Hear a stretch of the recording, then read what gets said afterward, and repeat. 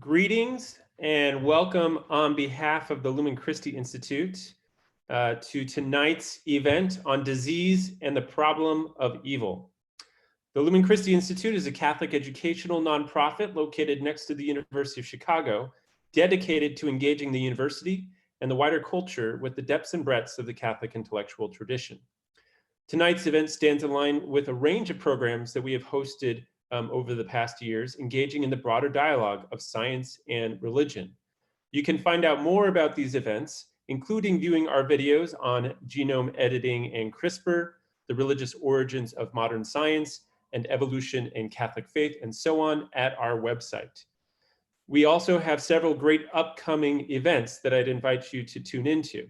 This Thursday at 7 p.m., we continue our spring webinar lecture series on faith and reason in medieval Christian thought with Barbara Newman from Northwestern University giving a lecture on Hildegard of Bingen. Other events that we have in the hopper include a dialogue on apocalypticism in times of crisis with Bernard McGinn and Wilhelmine Otten, and a moderated conversation on Christians in times of catastrophe on Augustine's City of God with Professors Russell Hittinger, Father Michael Sherwin, and Jennifer Frey. If you enjoy this program and want to support our efforts to engage the contemporary university in contemporary culture with the Catholic intellectual tradition, you can support our efforts at www.lumenchristi.org/donate. I'm especially grateful tonight to our co-sponsors who have helped make this event a success: America Media, the Society of Catholic Scientists, the St. Benedict Institute, the Beatrice Institute, the Collegium Institute, the Nova Forum, the St. Paul University Catholic Center at the University of Wisconsin-Madison, and the Program on Religion and Medicine at the University of Chicago. And you can find links to the web pages for each of these at the event page at our website. Tonight's program is made possible by a grant from the John Templeton Foundation. Our event tonight featured two prominent scholars who straddle the domains of science, theology, and philosophy. Jeffrey Bishop is the Tennant Endowed Chair in Healthcare Ethics, Professor of Philosophy, and Professor of Theology at St. Louis University. He holds an MD from the University of Texas and a PhD in philosophy from the University of Dallas. Bishop's scholarly work is focused on the historical, political, and philosophical conditions that underpin contemporary medical and scientific practices and theories. He has written on diverse topics from transhumanism and enhancement technologies to clinical ethics, consultation, and medical humanities. Dr. Bishop is the author of The Anticipatory Corpse, Medicine, Power, and the Care of Dying, and is currently working on a second book titled Chasing After Virtue: Neuroscience, Economics, and the Biopolitics of Morality. Stephen Meredith is professor in the Department of Pathology, Neurology, and Biochemistry and Molecular Biology at the University of Chicago, where he also teaches courses on literature, philosophy, and theology. He works on the biophysics of protein structure, concentrating on the amyloid proteins associated with the neurodegenerative diseases. He also teaches courses in the college on James Joyce's Ulysses, St. Thomas Aquinas, Augustine's City of God, and other authors, particularly Dostoevsky and Thomas Mann. His main theological interest is in the problem of evil, and in this connection, he is currently writing a book on the philosophical and literary perspectives on disease. His current interests also center on the impact of biotechnology and the genetic revolution on the definition of human nature. I invite both of our speakers to turn on their cameras and to turn on their mics. I'm going to disappear from the stage and allow the conversation here to continue. Welcome, Jeff. Welcome, Stephen, today. And just one note for our listeners out there today. This is an interactive space. And so towards the end of the program, we will have an opportunity for questions from the audience to be read out. But at any time, you can feel free to pose these questions using the Q&A button at the bottom of your screen. All right, Jeff. All right, Stephen, I hand the screen over to you. Thank you, Michael. Thanks, Michael. We're here in this, I guess we'll call it a COVID moment, a moment where we are faced with a disease that can be very threatening to human life. And it's kind of rocked our social structures, our political structures, and kind of brought into relief questions that have been perennial questions in the history of humankind. So I suppose the thing to do is to in this COVID moment is to pause and to think on the history of the tradition, particularly the Christian intellectual tradition, both in its philosophical and its theological modes, and to reflect again upon something that maybe contemporary culture hasn't really spent a lot of time thinking about, namely evil, namely philosophical engagement with evil, but also theological engagement with evil. I at the end of my book, I was essentially doing a kind of analysis of the philosophical underpinnings that kind of shaped medical practice. And as I kept teasing apart the philosophical bits, I kept finding no space to really find a place to anchor in, to find some ground of truth. And I ended the book with a question, which is really more of a statement. And it was, might it not be that only theology can save medicine? And I think that the COVID moment is giving us an opportunity to reflect again upon human frailty, the frailty of our knowledge, as well as the frailty of our ideas about good and evil.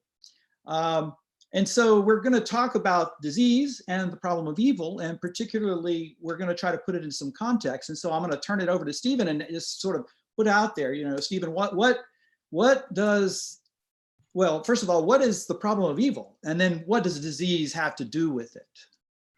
Thanks, Jeff. And let me first start by thanking all the sponsors and the Lumen Christi Institute. Well, first of all, the question is, for whom is evil a problem? Why is it a problem at all? And I'm going to state as succinctly as I know how the problem of evil, which is, if God exists, whence evil? Now, that's how a 5th century author, Boethius, put it. And let me pull it apart a little bit. The question is, if God exists and is all powerful and perfectly good, how is it that we can find evil in the world? Now, of course, this, as stated, evil is a problem for theists. It's not that non-theists are not bothered by evil, but it doesn't have that same theological underpinning, religious underpinning.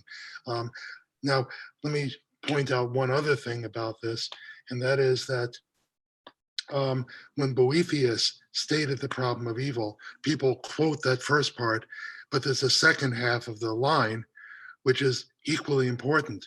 And I'm just going to say it and leave it aside. And that is, if God does not exist, whence the good? Where does good come from? Okay, we'll leave that part aside. Say two more things about the problem of evil. One is that there is a kind of a solution to the problem of evil. Whether it's a good or inadequate solution is a matter of opinion, but within the Christian tradition, starting with Augustine, continuing on with Thomas Aquinas, a typical solution to the problem of evil is to say, has to do with the state of being verb. The verb is. When you say that something is evil, what do you mean by that? And what they said was that evil is not a substance, meaning that it can only exist in something else that is a substance, in a context of a substance. And so evil consists of the loss of the goodness of a substance. We're all substances. Everything that exists is a substance. So evil consists in the loss of goodness of a substance.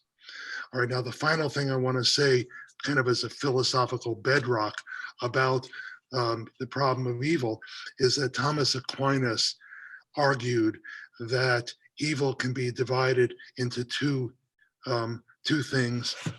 The Latin words are pena and culpa. And culpa just means guilt or fault. So that's pretty straightforward. The problem is pina.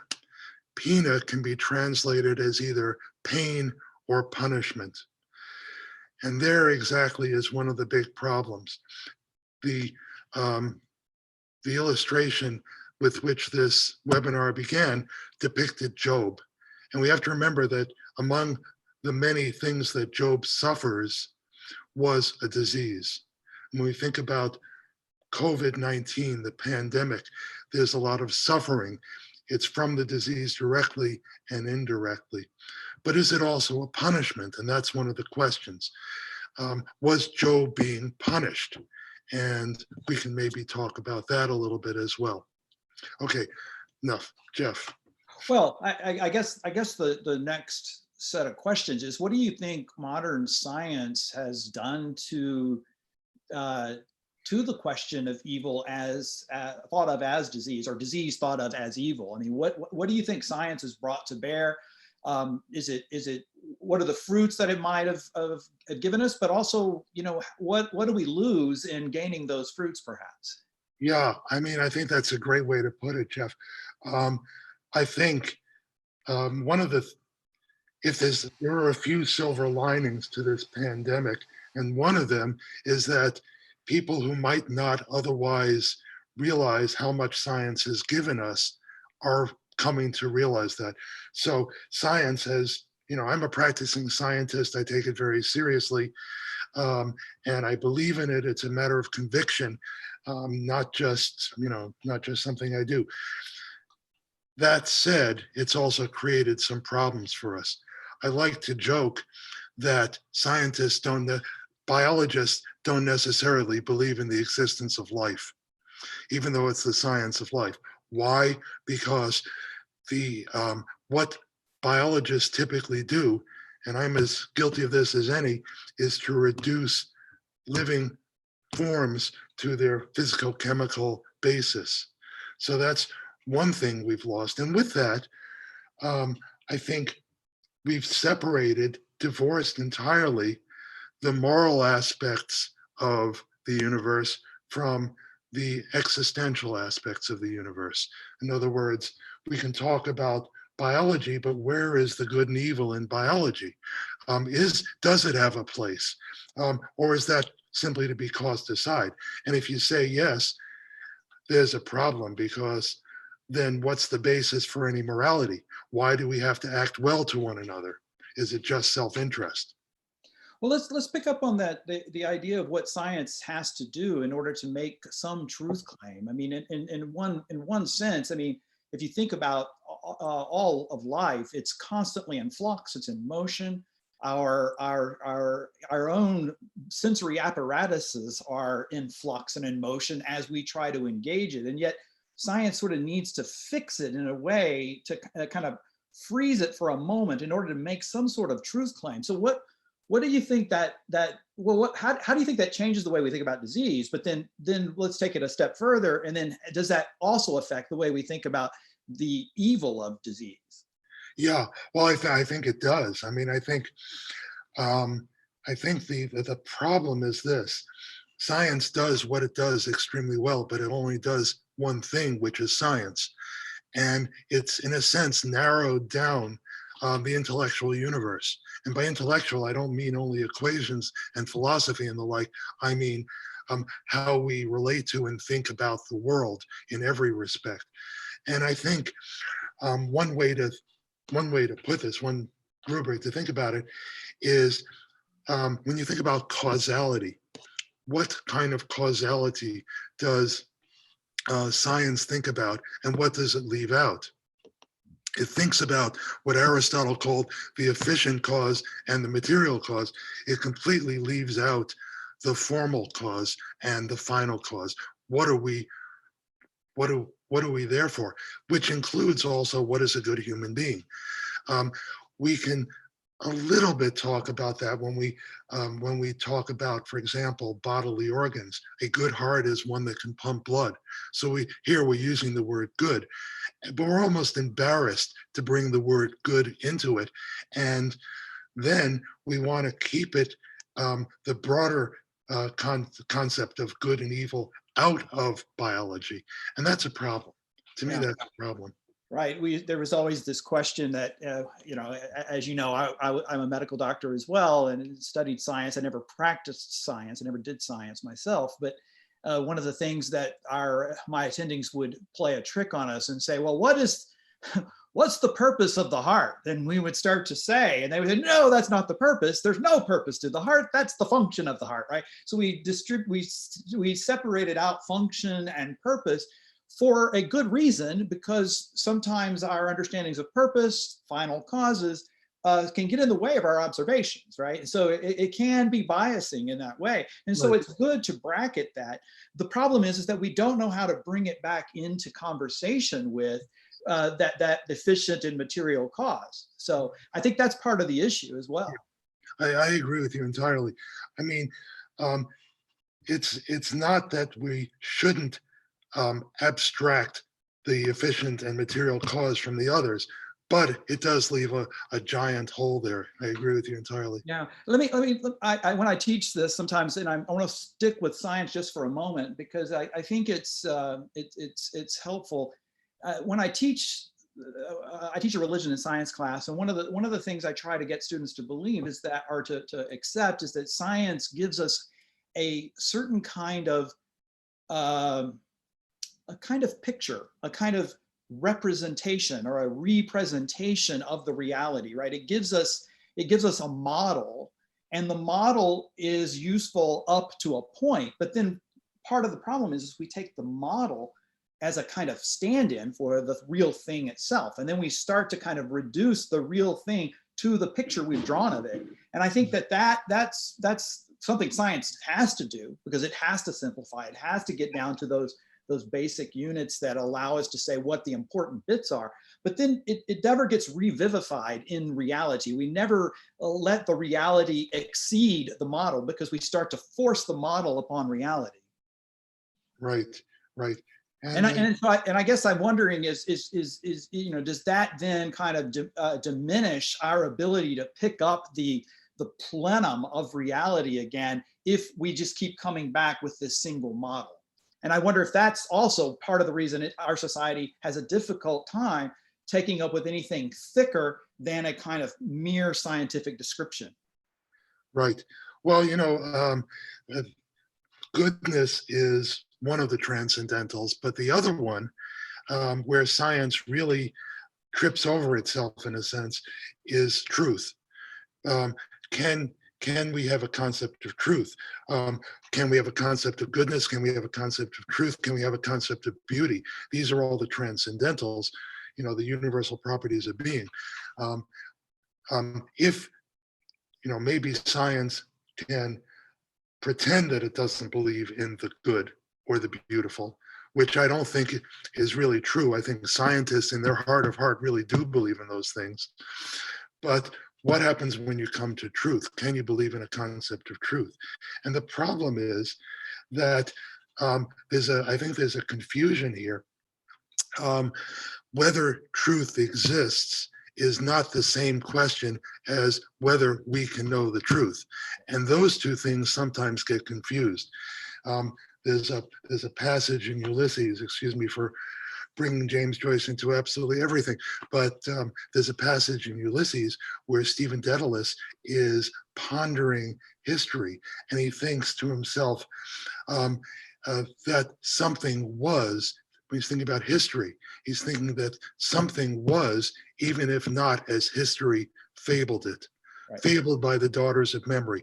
So in other words, history is made into a fable by memory, by telling, by any kind of narrative. Fair enough. You can conclude from that there is no such thing as history or no historical event, that it's all construction. And that's an equal error, I think. In fact, there is a there, even if we can't know it perfectly. Right. And I think, all docs, all scientists, I think fundamentally kind of adhere to something like that. They really believe there is something there. And then it's just about our bringing it into relief for our own knowing of it, right? And that's the part that that sometimes leads to a reduction, and that we've been sort of talking about reducing disease to our models or to the basic elements without letting life kind of dance forth in some other way. So, but I don't want to be too critical of science on that, because science can also kind of bring things into relief that are actually helpful for us to try to understand not only disease, but possibly even evil. So, I mean, what do you think about that? Well, yeah, I think science has been vastly more illuminating than confusing. And one of the questions one often runs into, I don't know how you feel about it, Jeff, but whether there's any progress, whether it's always the case that every step we take forward, we also take one back. I don't happen to believe that. I think we are actually making some progress, and even moral progress. We don't believe in slavery anymore. I mean, I think, if you want to take the fundamental moral evil, that's got to be it. But there is, I think, progress in history. But yeah.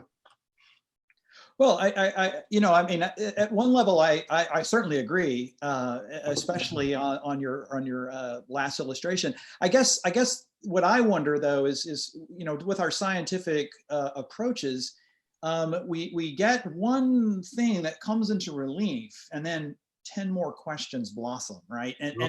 And so it just sort of keeps going that way, which I actually think might actually be a good thing for scientists to remember, is that we don't get the full answer, that it always opens up to the next set of questions. Well, I mean, I won't speak for everybody, but I'm in a constant state of perplexity, because every time I think I understand something, it turns out I really don't. And there's always more to do. And it's not just a cliche. I mean, yes, you put it into your papers in your grant applications that more research is required. But the plain fact is, it really is true that that new questions pop up all the time. I mean, who on earth expected this COVID pandemic? Well, maybe Bill Gates did. I guess he did. A few really smart people did, but I certainly didn't expect anything like this. Yeah. Well, let's talk a little bit about, well, how do you think science has helped to correct our visions of evil, even in instances? We've talked about how maybe it's kind of led us to flatten out the world. Well, let's talk about how it might actually have sharpened our focus on the question of evil itself. Well, I mean, I'll tell you one thing that I've been thinking a lot about in this pandemic, and it has to do with the book of Job too. The interlocutors of Job, and I prefer that word to friends. The interlocutors of Job tell him, if you're suffering, it's because you've sinned. Now, there is a very, very basic theological, philosophical question there, but Thomas Aquinas wrote that that the friends are wrong, the interlocutors are wrong. Job is not being punished for his sins. It is not the case that suffering is proportionate to one's sins. There is no proportionality there, I guess is the thing to say. I think it's a condition of being human that we have a sense of sin. Now, what has science done? Well, one thing science has done, I think, is it's illustrated that disease, by and large, is no one's fault, is not anybody's fault. This pandemic is not the fault of the people in Wuhan, or even the pangolins in Wuhan. It's not anybody's fault. It is a function of living in the natural world, where one good may occur at the expense of the other. The fire doesn't mean to destroy the air, but it does so incidentally. The E. coli and the, I guess it's called now SARS-CoV-2 is the official name. It doesn't mean to destroy human beings. And, malice aside, no human being wants to give the disease to anybody else. It's nobody's fault. Do you think the traditional categories of natural evil and moral evil are helpful here, or do they further confuse? What do you think?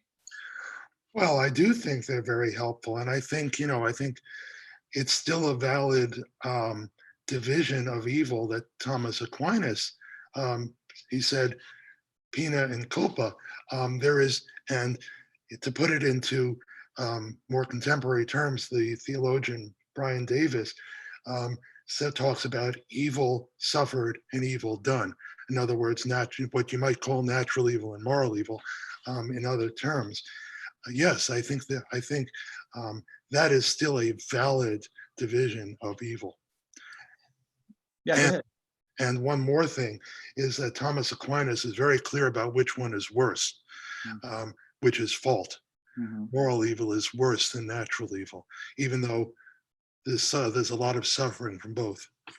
Let's talk a little bit about this, and maybe I'll trouble the waters on Great. natural evil for a bit, for a moment, because there's a way that no one's at fault, and I think it was certainly, whatever fault there might have been of any human, it was certainly an unanticipated fault. But there's a way of I've seen a few articles to say, the real problem is the way that we the way it's the communist government of China that led to the starvations of masses, that then led to the rise of wet markets, that then led to the housing of wild animals next to domesticated animals. I mean, so and then another way to think about it is, well, could this be a problem of global capitalism or global technological? I mean, the fact that we're so mobile and we can move from point A to point B, it can just engulf the world. So what do you think about that? Well, I think, absolutely so. And moral evil brings in its trail natural evil. And that's the issue here, is that human beings are capable of doing very, very bad things. I want to just make one more caveat. When I say that disease is nobody's fault, that's not 100% true, is it? Right. When we think about people harming themselves or others, there's malice. And malice comes in a lot of different flavors. It can be sins of omission and sins of commission. Certainly, I think when you talk about the harm that technology and capitalism, global capitalism, and it's not just capitalism, because here's China, which is ostensibly not a capitalistic country. I think it comes back to what human beings do.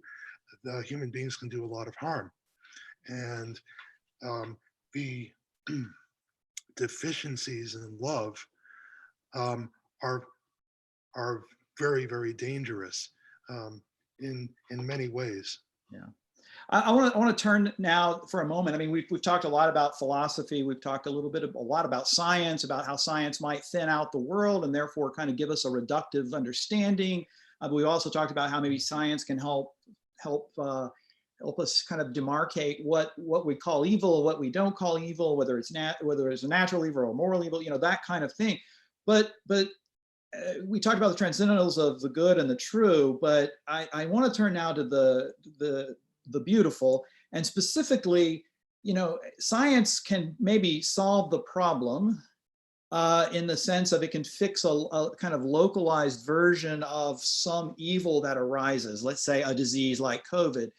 But what science, I don't think can do, what science can't do, and what science actually eschews doing rightfully is it can't give meaning or a way to make sense of something like this. And so I know you and I both love literature, Dante, and you're of course a big James Joyce fan. I mean, and of course Job itself is one of the, it's a great work of world literature, right? Because it deals with one of the perennial problems of human suffering. So I mean, what do you think? We want to solve it because we want to be good scientists. We want to find the efficient cause, and then we want to reverse the efficient cause, or find the material cause and change the material cause. But and that solves a problem, but it doesn't solve the big problem. which is the kind of human frailty. And so I'd like us to think about literature and art as a way of taking up with a question like evil. Yeah. Well, I mean, I think first of all, it's important for scientists to step out of the laboratory every now and then. You have to spend a lot of time there to get your data. It takes a lot of time and a lot of effort, obviously.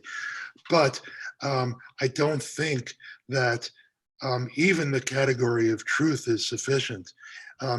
And even assuming that scientists believe in the category of truth, which at a certain level they have to, but I think when you come down to it, scientists also believe in the categories of beauty and good. And this breaks through every now and then. Not to diminish finding a cure of a horrible disease, but it's not just that, it's not only that. You can talk about the good in simply understanding something. You can scientists all the time, talk about the beauty of data, the beauty of an equation, the elegance of an equation. I mean, all of this, it's a manner of speaking, but it's a lot more than that. It's a lot deeper than that. And that is that, what's a good analogy? I'm not sure what a good analogy is, but well, even Occam's razor is simplicity is really more of an aesthetic category than it would be a truth category, right? Yes, yes. So I mean, even the scientific razor's edge that we want to have, that kind of says, the single explanation, given the complexity of the world, why would we think the single? Why? Well, it seems to be more of an aesthetic about it, right? So and of course we've all read the experiments, the reports of the experiments where this was an elegant experiment, that is commented on, So I think there is certainly that there. Right. And I was just an anecdote about that. I was once a witness to a fierce argument that I was completely incompetent to enter into, so I just sat and listened. It was about the solution to the four-colored map theorem, and it was a solution that basically consisted in a computer algorithm to try every conceivable map that you could make, and does it ever require more than four colors? And the argument was, is this a proof or not? Does this prove the four-color map theorem? And well, I think the objection to it was purely aesthetic. There was something very elegant about trying every conceivable combination of maps and colors and so forth. So yeah, I think aesthetics is very much a part of science. But I think the bigger issue is that scientists maybe shouldn't take science as a religious worldview. As valid as it is, it's very valuable for the intellect and for practical purposes, but that doesn't mean it's a complete world system, and I don't think it is. One of my favorite philosophers is Ernst Cassirer, and he talks about different symbolic forms that we use to take up with different kinds of problems. And so one symbolic form he would say is art. Another would be, he puts in language as a symbolic form. Yeah. He also puts in history. He puts another symbolic form is religion. And yet another one is science. And he kind of carves out a domain of functionality for each of those symbolic forms that kind of mediate reality, but for different purposes. Science mediates reality for kind of certain kind of purpose of truth, but religion might mediate reality because of through a kind of moral lens, for instance, as opposed to a strictly, the symbolic form of science is of course mathematics. The symbolic form of literature or religion would be the art form itself, right? The poetic itself. So I'd like us to now think about, well, what does poetry or art or religion do to solve the problem of evil in a way that science can't possibly do. And I know you've thought on this some. So, Well, you know, I do think that when we think about what we're doing this for, in other words, I think um, what science needs to think about more, and maybe art gets to this a little bit more, and beauty gets to this more, is the telos, the end, what we're doing it for. Why are we so attached to life? Why do we want to do the good? Why? Where does all this? Where do all these impulses come from? Were we just put on Earth to eat well and reproduce? I don't think so. I think there's more to it than that. And unless you have some concept of the good and the end and why you're doing it, there's a real problem. I think, and I think we absolutely need a concept of telos. And it's not obvious how science alone, in the narrow sense of science, let's say, how that can give that to us. It's again, one has to step out of the laboratory. Even a scientist needs to ponder why the human being is valuable, what the human being is good for other than instrumentality. Why are we here? right. Well, that's what I tell my students all the time, is that if they get out of bed in the morning, even to just go do their scientific experiments, Right. They have a telos. They have some notion that something is good in what it is that they're doing. And even if it's only for their own goods, to do well in school in order to get into medical school, there's still some sense of goodness that has to be a part of just getting out of bed and going to do it. The other thing is, I've been thinking about, I've often thought, I've taught Job a few times, and I've also taught a film called Tree of Life, which is, of course, a Terrence Malick film that is essentially the Job story in the cinematic form. And I started, as I've taught that, I've said, I imagine there could be a medical description of what Job was suffering. And I can imagine it was, Job is a 78-year-old man with this, and start just describing what is going on. And lay that alongside the poetics of what is being done in the poem itself. It's a stark contrast as to the kind of work that each of those are doing on me as the person who's reading it for medical information versus reading it for the poetry and the beauty's sake.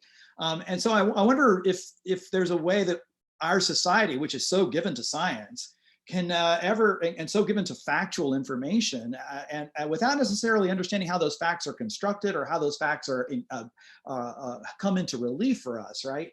I wonder if there's a way to bring those two different descriptions together, given our society. And I think that's part of the reason we feel such loss right now, is that there's no way to kind of bring it under some sort of telos. Okay, all right, Jeff. I want to pick up on a couple of things you were saying. First, our society is given to science and technology, yes, but there's also a fair amount of anti-science feeling out there. And what is that about? So that's the first question I want to bring up. And the second thing is, so I too have taught the book of Job. And I want to ask you what you make of the ending of the book of Job. Oh. I ask for a reason. Yeah, I've never been good at the prosaic ending. I prefer the poetic ending of 38:1, the first few chapters, I think, of 38 there. But I've always, it's sort of like, you're searching for meaning, and the meaning is in the poetic ending. You're searching for meaning, and the meaning itself is in the poetry and the grandeur of finding one's place within in this chaotic whirlwind conversation with all that exists, right? Job starts to have to realize that he has to put himself into the fabric of the universe. that he is not the master and possessor of it, but that he himself is creature, and that he himself can only find a certain kind of happiness in the midst of it. And then he gets all the goodies at the end in the prosaic ending. And it's sort of like, it's back to a kind of instrumental way of thinking. And I don't know what to make of that. And I tell both of those stories to students, and I kind of leave it with them to kind of ponder how do we make sense of this poetic ending and then this more prosaic ending, you know? Well, the thing is, as you know, the book of Job is kind of a frame device from the literary point of view. You know, there's the folktale at the beginning, the folktale at the end, and to put it mildly, the authors of the book of Jobs were no fools, and they put it in there they must have had some good reason in mind. And I think what they are trying to make us think about is, what is a cure? You know, there's a spiritual illness as well as a physical illness, and there's some analogizing of the two. And Job has an experience. He comes out of the whirlwind saying that he's heard God, he's seen God, he's seen something, he's learned something new. Then he gets all the goodies. And I don't think that they're supposed to have exactly the same meaning as the goodies he had at the beginning. Not to diminish the goodies he had at the beginning, you know, family and so forth, but it's there's something different. And there's, you know, to put it into, if I may, Augustinian terms, when Augustine talked about happy fault, oh felix culpa, what does he mean by that? There is a difference between being a non-sentient being in Eden versus falling and then being cured of that afterwards. Right. Well, I'm gonna invite Michael back in. I think we have some questions. We've been kind of good. Hope we haven't bored too many people. I hope some questions. Well, we have quite a few questions that have come in, some that are bringing us back to the very heart of the problem of evil, and some that will sort of continue to sort of pick at the edges. And so two questions. First from Denise Ertrell, who asks, isn't disease just a natural phenomenon? It's the way viruses, bacteria, cancer cells, and other living organisms survive by living off their human hosts and toxic plants and insects and animals, defend themselves from invaders. Such diseases are only viewed as evil from a human perspective. And that ties very much with Father Martin Tinui, who is coming actually from Kenya, who's both a priest and professor out there, who effectively asks the same question, but says, you know, is this question of evil just one of subjectivity? Well, first of all, evil is certainly a natural, this kind of evil, disease is certainly a natural phenomenon. And it goes back to something I was saying earlier, that the E. coli or the SARS-CoV-2, they don't mean any harm. They're just living their lives. And so they're thriving, but at our expense. So one species lives at another expense. That's also true when we eat food, for that matter. We are thriving at the expense of another species. So certainly it is a natural phenomenon. Where I take issue is with the word just. Is it just a natural phenomenon? And yes, it is a natural phenomenon, but I don't think it's just a natural phenomenon. And I think, you know, human beings are special. If you want to say this is subjective, fine, I'll say it and be subjective about it, that we do have a special place in this world. And whether there are other species fairly much like us out there in the universe, well, perhaps there are, probably there are, but that doesn't make us any less special. What makes us special? Well, for one thing, our intellects, the fact that we can observe ourselves in ways that other species cannot, that we can affect the world in ways that other species cannot, for good and ill. But I do think that it's not, I quarrel with the word just, it's just subjective. Well, and I'll chime in there as well. I mean, there's a way of looking at it. If we say it is just a natural phenomenon, that it's like, okay, these viruses are doing what viruses do. And if you take an evolutionary long view, there's some philosophers out there, Keith Ansel Pearson, for instance, who sort of sees viruses as this kind of rhizomatic set of entities that kind of are constantly putting in, rather than seeing evolution as a tree-like branch of cell divisions and mutations, right? He sees it as this kind of crosstalk, that viruses actually, just as natural phenomena, just are part of the way that species talk back and forth or trade information, DNA, RNA, back and forth with each other. And so there's a way that then, if you say, well, it's just a natural phenomenon, then this is just the evolutionary process. What's the point of us, fighting against it? So there, I think it is just a natural phenomenon. I agree. We can, what makes that evil? And I think the point is that, well, there's a way in which this human could evolve out of existence, and something good might be lost if this human is evolved out of existence. And I think that just nature part probably doesn't deal with that latter part of that point very easily. Right. I want to come back to one other thing you said earlier, Jeff.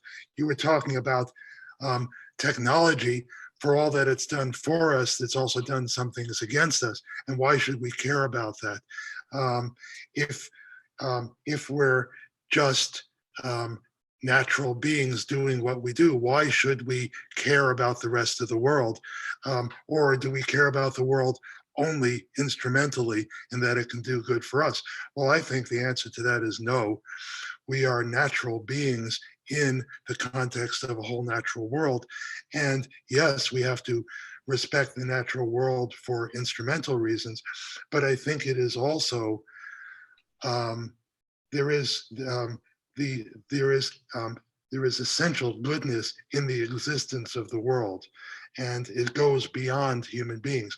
There is a reason for us to worry about things like ecology and the harm that technology can do. Right. I mean, I think it goes back to, or do we think of ourselves as masters and possessors, and therefore the top species, and therefore the orchestrator of all good things for humans, right? Or do we have to think of ourselves as part of a whole, right? That we are actually part of a whole, that we have a place in that whole, and to find that harmonious place is actually part of our vocation. And I think that's what I think this is what, going back to Job's, the story of Job, is Job has to find his place in order for the world to make sense to him.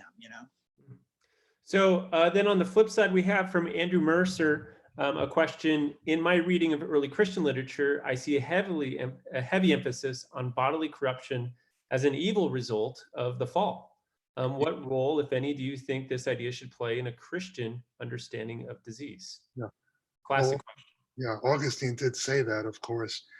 And, that's, I think there are a lot of views of the fall. And yes, in early Christianity, that was the way people tended to look at it. I think this is one of the things that science can help us with. I don't really believe that is the case. I think that human beings, and if I want to cite a literary source, it might even be Franz Kafka, who wrote a fair amount about the fall in a different way, but that the fall consists in knowing good and evil and being able to do evil and having a concept of evil, which other animals really don't, I don't think. I mean, I think you can look at sort of rudimentary morality in other species, but I don't think it's morality in the sense that we have it.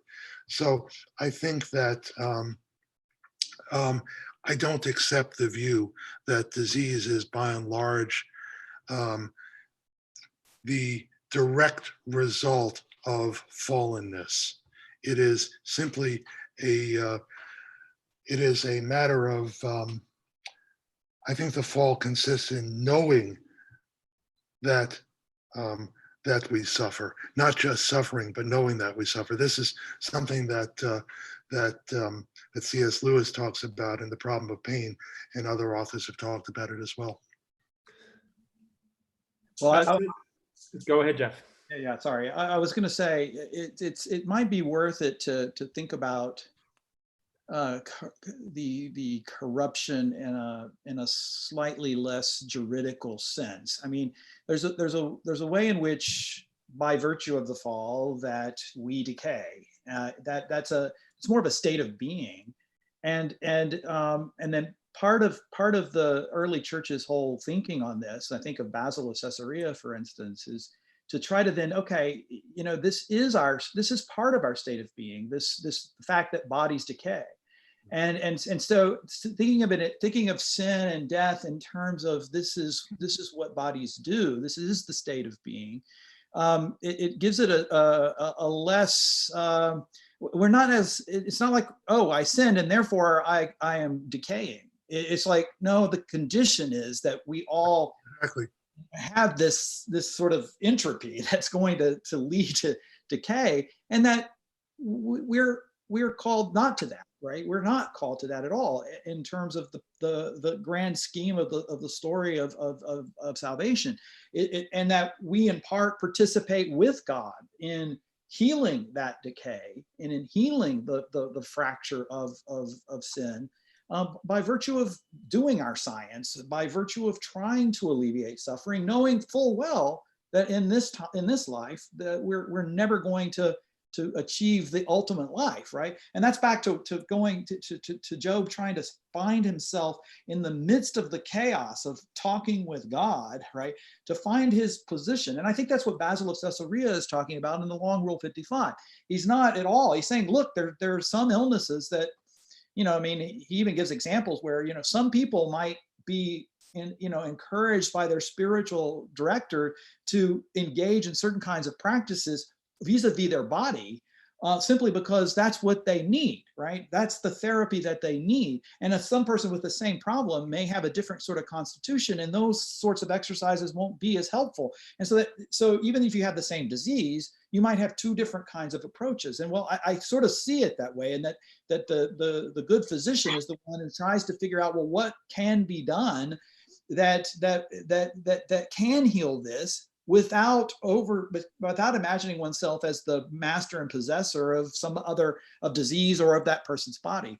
So I think there's still, the early church did think about it in terms of corruption, but Basil of Caesarea at the same time also is giving us ways that we can take up with and participate in the healing of creation and the healing of the human. Yeah. Right. I want to bring up one other point here. Well, actually two other points. First, although some ancient Christian, early Christian thinkers saw the body primarily as a site of corruption, we also have to remember that Augustine gives us a much more nuanced view here. The body is a good. He was in contrast to, for example, the Manichaeans, who looked at it as the source of sin and an evil that weighs down the soul. He looked at the body as a good. Now, the other point is this. Jeff, you were asking before about what science teaches us, and the problem. One of the the most interesting chapter, although I fundamentally disagree with him, in C.S. Lewis's book, The Problem of Pain. He talks about animal pain. He raises the important question of whether and why do animals suffer? What is animal pain?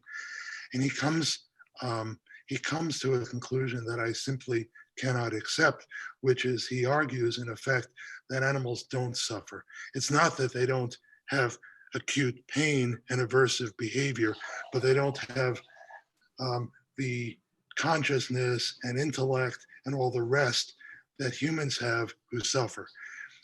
Now, here's something that I think biology has taught us, is that we're not that different from all the other species. We are 99% chimpanzee. We are about 60% banana. There are homologous genes in bananas to about 60% of our genes. So we're not that different from the rest of the universe. And the other thing that I think biology has taught us about neuroscience is that the nervous system and intellect of certain species, dogs, horses, aardvarks, and such, they're not all that different from the human beings. So I don't think we should look at ourselves as separate from fallen in a sense that the rest of the world is not. We are also united with the rest of the world. Right. Yeah. So here, this is a question coming from an anonymous attendee regarding the issue of disease and natural moral causality. It seems like you're talking about disease as having a clear or single causality. Even in the case of a virus, exposure to the virus does not necessarily equate a disease state. There are a host of genetic, which we can call natural and not moral, and lifestyle, which we surely are moral in some way, elements that influence the disease state. Yes. So it seems that the separation of moral and natural in the case of disease assumes we can name the causality and that there's a single or traceable causality to a particular disease. Well, no, So can we tease out the moral elements from the natural, and how? Yeah. Tough question. I think, Jeff, probably you know, as a practicing physician, I mean, you can probably speak to this better than I can. But I think, one of the reason I brought up the caveat that it's not strictly true and it's not as simple as we're making it here. Yes, lifestyle matters, and there is a moral aspect to that for sure. Some diseases are someone's fault in one way or another. So I think I'll just let Jeff answer the rest of that. I mean, it's in part. I mean, this question is, I think, it is very astute, and it was sort of what I was trying to get at with the idea of it's just natural, right? And that's why I brought up the idea that, well, hold it, that it might actually be this whole techno-political capital situation that we're in that kind of enables this virus to do this. And so this is exactly the point. And I think something we learned with the rise of HIV was that we used to think viruses just attack the body, or we thought that bacteria attack. In reality, it's the virus doing something and the body responding that leads to, especially in the inflammatory response that we see with this disease. And that's something that we learned with the rise of HIV, because the disease models that we had before just were not that good. So it's always the natural thing, virus attacking the natural body, and the body is doing something natural, and it's responding with this inflammatory response that actually ends up killing the body, right? So it's even at that level, what is natural with regard to disease is already a kind of harmony between one organism with another, and that organism's response to the other organism. So it's already a kind of dance that's already taking place. Throw in the fact that we are very much social creatures, and that some people with a certain genetic predisposition for coronary artery disease grows up in a culture where they eat fresh vegetables all the time, hardly any red meats, and say throw in some fish. Right, those people aren't going to get coronary artery disease, right? So the culture itself is contributing to the manifestation of what it is to be a living being in that instance. And I think it goes much deeper than that. And I point this out to people all the time, and I still think we need to ponder this. But the human animal is the animal that by nature is cultured. It's by nature, we need language, which is culture. By nature, we need symbolic forms to take up with reality. We don't just one-to-one take up with reality. We use words, we use art, we use stories, we use mathematics, right? So there's a way in which there's no way we often talk about narrative identities and the importance of the narrative identity for the Christian, tying my story to the story of the sufferings of Christ, right? Well, that is culture. That shapes my identity. That shapes who I am, right? So I think this person is exactly right. And I think that our simplistic ways of thinking about nature might be problematic at many levels. And that's where, if we go too naturalistic on something, it might be that we actually are obscuring some fundamental realities just by virtue of highlighting a scientific reality. You know?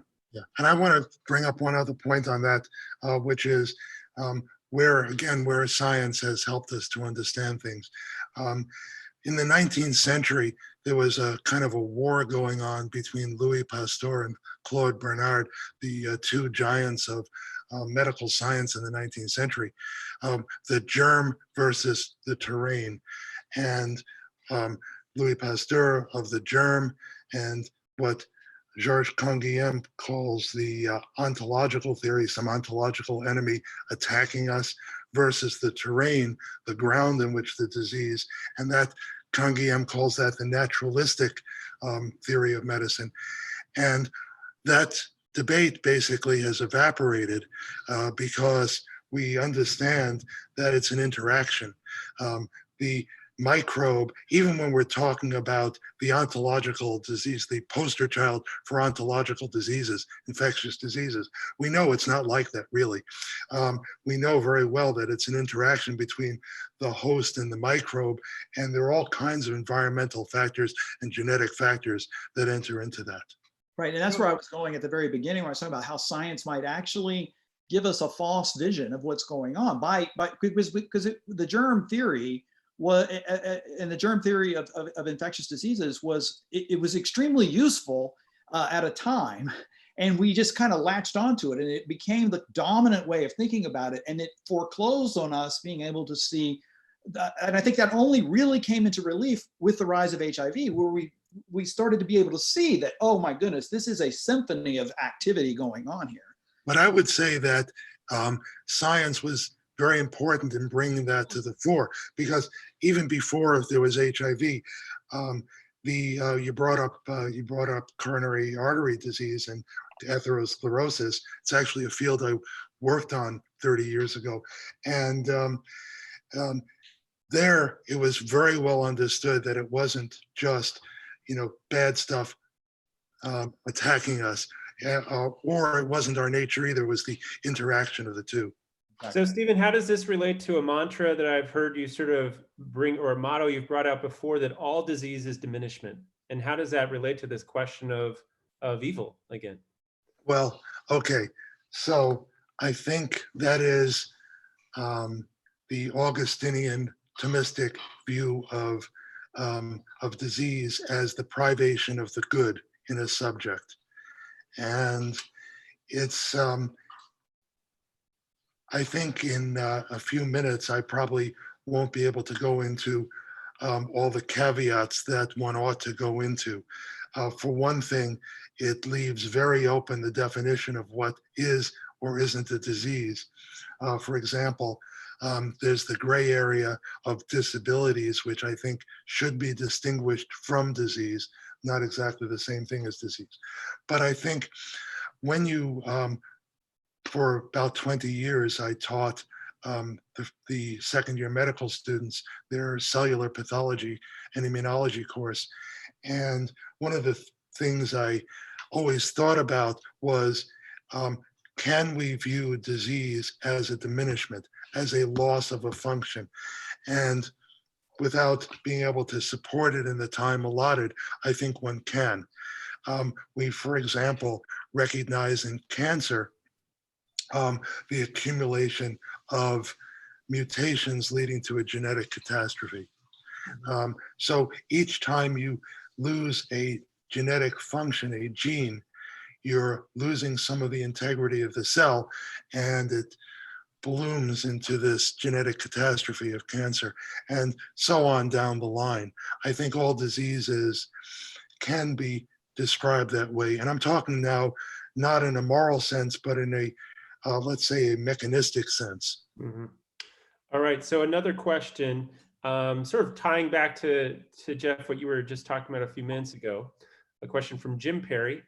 Julian of Norwich, who lived and wrote during a plague in the 1300s, asked, why must we suffer? And had a vision that could be summarized as, all will be well. Is this how Christians should understand suffering? Perhaps as an opportunity to become closer to God, to share Christ's own suffering, but with only hope that all will be well. Well, I think absolutely. I mean, it's. I mean, I think that it's sometimes hard to be, you know, and I don't want to use this word. I was going to say optimistic. I mean, we see the chaos of COVID, and it may not be the worst thing that we've ever faced. I mean, there have been other things that we've gotten through, but the Christian message is always that even in death, all will be well, and it is that hope that is what keeps us and allows us to put one foot in front of the other in the midst of it, right? So I think that's exactly right, and I think, you know, I mean, I think there's a way of tying Julian of Norwich's vision to even to what we were saying earlier about Job. You know, in the midst of the chaos, Job finds his place, that he falls silent before this mystery of that he finds hope in the midst of that chaos. So I think that's right. It is that all will be well, you know. Yeah, I think that is the meaning of Job's cure, if you will.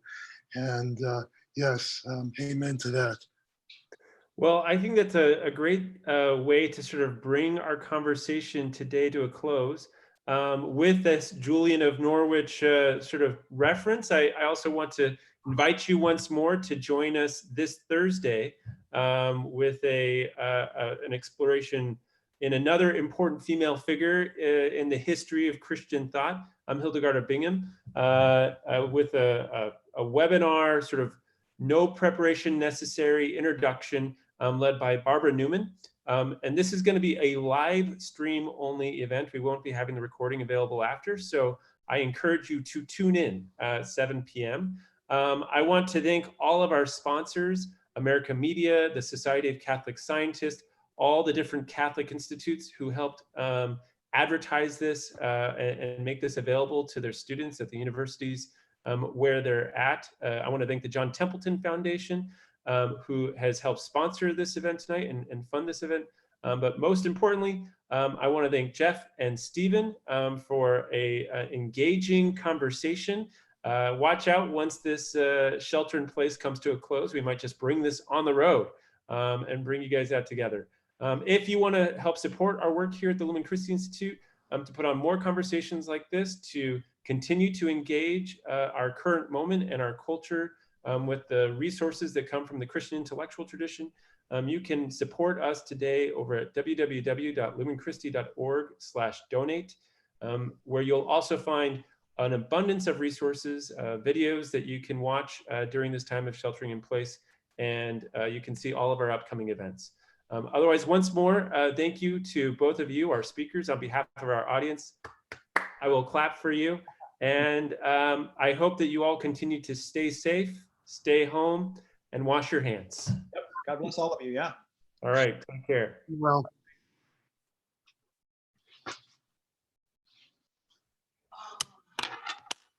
Didn't solve any problems. Huh?